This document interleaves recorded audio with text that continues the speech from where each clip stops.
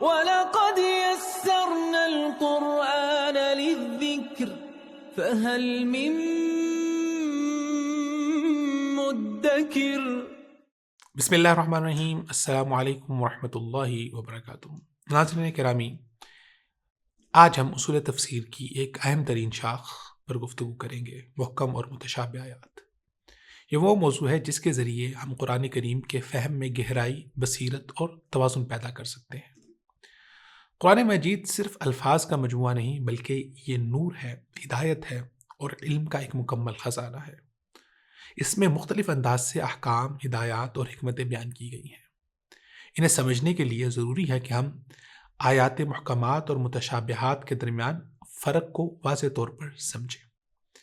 اللہ تعالیٰ نے خود قرآن میں اس کی وضاحت فرمائی ہے۔ چنانچہ سورہ آل عمران کی آیت نمبر 7 میں اللہ سبحانہ وتعالیٰ فرماتے ہیں: هو الذی انزل علیک الکتاب منہ آیات محکمات ہن ام الکتاب واخر متشابہات۔ اللہ وہی ذات ہے جس نے تم پر یہ کتاب نازل کی، اس میں کچھ آیات محکم ہیں جو کتاب کی اصل اور بنیاد ہیں، اور کچھ دوسری آیات ہیں جو کہ متشابہ ہیں۔ اس آیت کی روشنی میں آئیے سب سے پہلے یہ سمجھیں کہ محکم آیات کیا ہوتی ہیں اور متشابہ آیات کنہیں کہتے ہیں۔ محکم اور متشابہ آیات کی تعریف اور ان کا فرق۔ ناظرین کرام، سب سے پہلے ہم بات کریں گے محکم آیات کی۔ محکم آیات کی تعریف۔ محکم کا لغوی مطلب ہے مضبوط، مستحکم، واضح اور غیر مبہم۔ اصطلاح میں ایسی آیات جو اپنے معنی میں قطعی ہوں، جن کی مراد بالکل واضح ہو، جن میں شک و شبہ کی گنجائش نہ ہو، وہ آیات محکمات کہلاتی ہیں۔ یہی آیات قرآن کی اصل بنیاد ہے، جیسا کہ قرآن نے فرمایا ہن ام الکتاب، یعنی یہی کتاب کی اصل اور بنیاد ہے۔ محکم آیات کی مثالیں: مثلا قرآن کی وہ آیات جن میں عبادات، حلال و حرام، حدود و احکام اور عقائد کو صراحت سے بیان کیا گیا ہے، وہ سب محکم آیات ہیں۔ جیسے اللہ سبحانہ وتعالیٰ فرماتے ہیں: اقیموا الصلاۃ وآتوا الزکاۃ، نماز قائم کرو اور زکوٰۃ ادا کرو۔ یہ آیت اپنے مفہوم میں بالکل واضح ہے، یہاں کسی تعویل یا پیچیدگی کی کوئی گنجائش موجود نہیں ہے۔ اب آتے ہیں متشابہ آیات کی طرف۔ متشابہ آیات کی تعریف۔ متشابہ کا مطلب ہے ملتے جلتے یا وہ جن کا مطلب بظاہر واضح نہ ہو اور کسی قدر ابہام رکھتا ہو۔ ایسی آیات جن کے حقیقی معنی یا مفہوم کو جاننے کے لیے گہرے تدبر، علم تعویل یا کبھی صرف اللہ ہی کے علم کی ضرورت ہو، انہیں متشابہات یا متشابہ آیات کہا جاتا ہے۔ متشابہ آیات کی مثالیں: قرآن میں اللہ تعالیٰ کے ہاتھ، اللہ کے چہرے، عرش پر استوا یا قیامت کے حوال سے متعلق بعض آیات ایسی ہیں جو بظاہر انسان کے فہم سے ماوراء معلوم ہوتی ہیں۔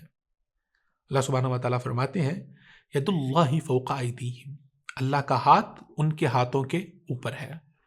یہاں اللہ کا ہاتھ ایک ایسا وصف ہے جسے ظاہری معنی پر محمول نہیں کیا جا سکتا، کیونکہ اللہ جسم، شکل یا حدود سے بالکل پاک ہے۔ یہاں تعویل یا تفویض کا راستہ اختیار کیا جا سکتا ہے، جس پر بعد میں تفصیل سے ہم گفتگو کریں گے انشاءاللہ۔ محکم اور متشابہ آیات کا فرق۔ ناظرین کرام، جب ہم سورہ آل عمران کی آیت نمبر 7 پر غور کرتے ہیں تو ہمیں یہ اندازہ ہوتا ہے کہ متشابہ آیات صرف علم کا میدان ہی نہیں بلکہ ایک آزمائش بھی ہے۔ اللہ تعالیٰ فرماتے ہیں: فَأَمَّا الَّذِينَ فِي قُلُوبِهِمْ زَيْغٌ فَيَتَّبِعُونَ مَا تَشَابَهَ مِنْهُ ابْتِغَاءَ الْفِتْنَةِ وَابْتِغَاءَ تَأْوِيلِهِ، تو وہ لوگ جن کے دلوں میں کجی ہے وہ متشابہات کے پیچھے پڑ جاتے ہیں، فتنے کی تلاش میں اور اس کی تعویل چاہتے ہیں۔ یہ ایک نہایت اہم نقطہ ہے۔ قرآن ہمیں بتا رہا ہے کہ جو لوگ رائے حق سے ہٹے ہوئے ہوتے ہیں، جن کا مقصد ہدایت نہیں بلکہ فتنہ انگیزی ہوتا ہے، وہ متشابہ آیات کو لے کر گمراہ کن نظریات گھڑتے ہیں اور لوگوں کو کنفیوز کرتے ہیں اور کنفیوژن میں مبتلا کرتے ہیں۔ اہل فتنہ کی علامات۔ متشابہ آیات کو اصل دین قرار دینا۔ وہ محکم آیات کو نظر انداز کرتے ہیں اور متشابہات کو بنیاد بناتے ہیں۔ نمبر 2، غلط تعویلیں کرنا۔ جو بات اللہ نے مجمل یا پوشیدہ رکھی ہے، یہ لوگ اس میں اپنی عقل سے دخل دیتے ہیں۔ نمبر 3، عوام کو اشتباہ میں ڈالنا۔ اپنی بات کو علمی رنگ دے کر دلائل کے لبادے میں فتنہ پھیلاتے ہیں۔ قرآن مجید کا رویہ۔ قرآن مجید ہمیں متنبہ کرتا ہے کہ ایسے افراد سے محتاط رہو اور ان کے رستے کے پیچھے نہ چلو۔ اللہ تعالیٰ فرماتے ہیں والراسخون فی العلم یقولون آمنا بہ کل من عند ربنا، یعنی علم میں رسوخ رکھنے والے افراد کہتے ہیں ہم ان محکم اور متشابہ سب پر ایمان لاتے ہیں اور یہ سب ہمارے رب کی طرف سے ہے۔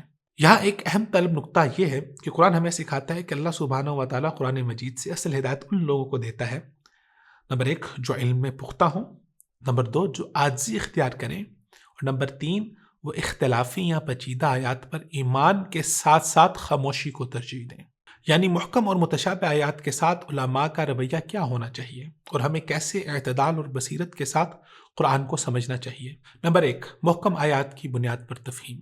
سب سے پہلے ہمیں محکم آیات کو سمجھنا اور ان پر ایمان لانا ضروری ہے۔ ان آیات میں قرآن کا بنیادی پیغام اور اصول واضح طور پر بیان ہوئے ہیں۔ اہل علم ان آیات کو سمجھنے اور ان کی روشنی میں قرآن کی تفسیر کرتے ہیں۔ متشابہ آیات کی تفہیم ان محکم آیات کی روشنی میں کی جانی چاہیے۔ نمبر 2 متشابہ آیات کی تعویل میں احتیاط کرنا۔ جب متشابہ آیات کی بات کی جائے تو ہمیں ان کی تعویل میں احتیاط برتنی چاہیے۔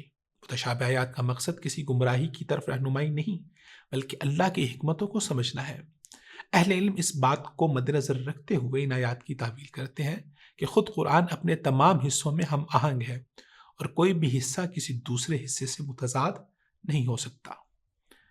نمبر 3 سکوت اور ایمان کی قبولیت۔ جہاں تک وہ آیات ہیں جو انسان کی سمجھ سے باہر ہیں تو اہل علم کا اصل کردار یہ ہے کہ وہ ان آیات کے بارے میں سکوت اختیار کرتے ہیں اور اس پر مکمل ایمان رکھتے ہیں، جیسے کہ اللہ تعالیٰ نے فرمایا یقولون آمنا بہ کل من عند ربنا، کہ اصل مفہوم یہی ہے کہ ہم اللہ کے تمام احکام پر ایمان لاتے ہیں، چاہے ہماری محدود عقل ان کا مکمل ادراک کر سکے یا نہ کر سکے۔ اب اس آیت کی روشنی میں اہل علم کی کچھ ذمہ داریاں ہمارے سامنے آتی ہیں۔ نمبر 1 ہدایت کی روشنی۔ علماء کا کام فتنہ سے بچنا اور ہدایت کی روشنی پھیلانا ہے۔ وہ لوگوں کو قرآن کی صحیح تفہیم دے کر فتنے سے بچاتے ہیں اور لوگوں کی رہنمائی کرتے ہیں۔ نمبر 2 اتحاد کی کوشش۔